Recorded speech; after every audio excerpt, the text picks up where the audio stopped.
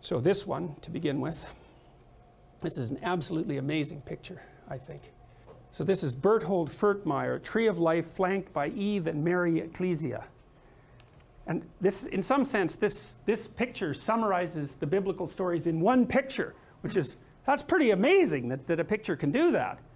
And so let me explain the picture a little bit. So the first thing you see here is that this is the tree of life. And so it echoes the tree of the knowledge of good and evil.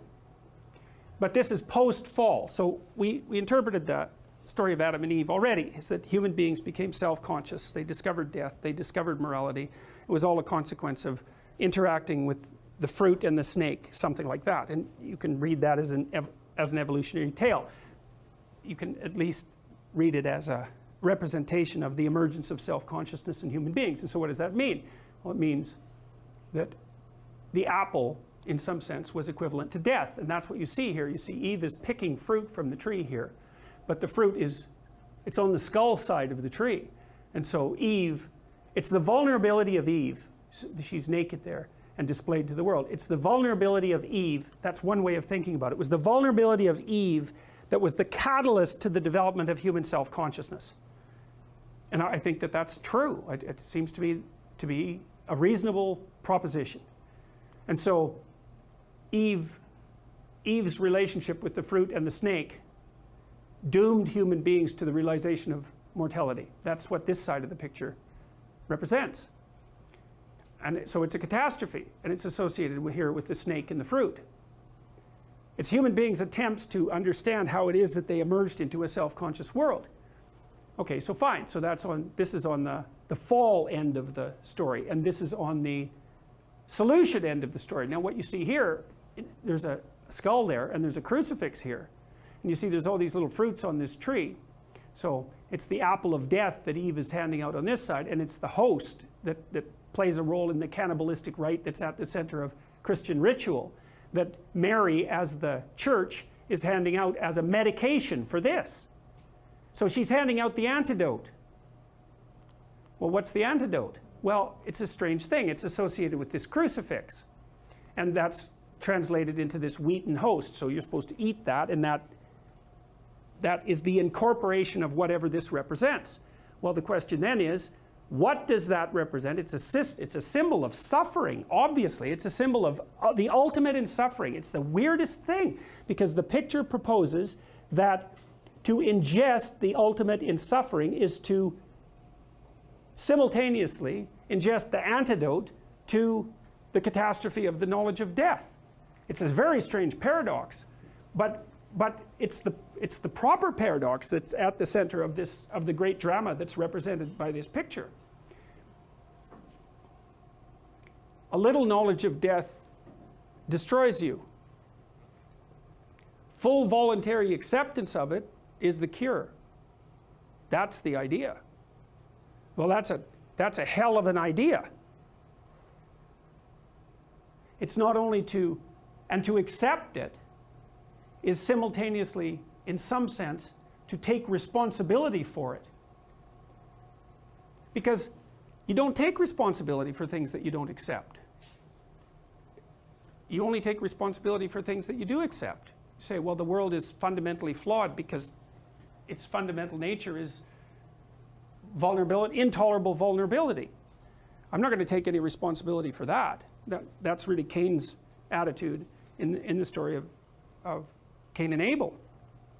He externalizes responsibility for the catastrophe of his life, and therefore he doesn't make the right sacrifices. And so the paradoxical injunction here is accept responsibility for the catastrophe of your life, and that way you transcend it simultaneously.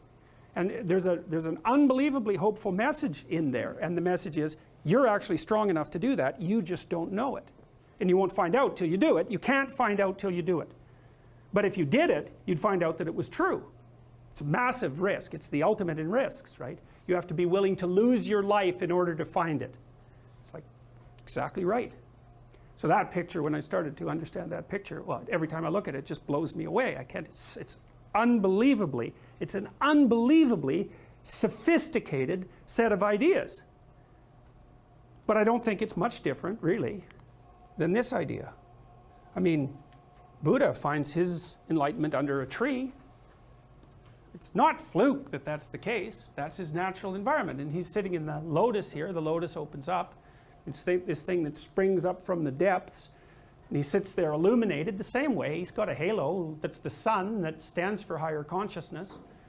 And he's transcended by accepting the fact that life is suffering. He's transcended the limitations that are part of mortality. You see that symbol there? That swastika, you see it there? It's reversed. The Nazis reversed it. Well, think about that. I mean, they weren't stupid. Their symbolism, their symbols had meaning. Is what the swastika represented was what this represents reversed. Well, that's a very bad idea. This is the thing that this idea is what enables people to transcend their suffering. And Buddha said, well, don't be too attached to things. And what does that mean? It doesn't mean deny the world. It might mean deny the world if you're too in love with the material, like with material well-being, let's say, then your pathway to transcendence and meaning might be to abandon that because it's constraining you. It's making you less than you could be. But the fundamental lesson, the more fundamental lesson that's underneath that is don't let what you are stop you from being what you could be. Right. And so then the question is, well, what do you identify with? Do you identify with what you are? Then you're a tyrant. Do you identify with chaos? Because that's the opposite of order, say. Then you're nihilistic. Well, you don't identify with either of those. You know that they're both necessary. You know that you have to live with both of them. But you identify with the capacity to continually transcend what you are. And then you seek out error. That's what humility is. It's like, I'm error-ridden. It's like, so I want to put myself in a situation where I can discover one of my errors, hopefully not in a way that's going to knock me completely out of the game, right?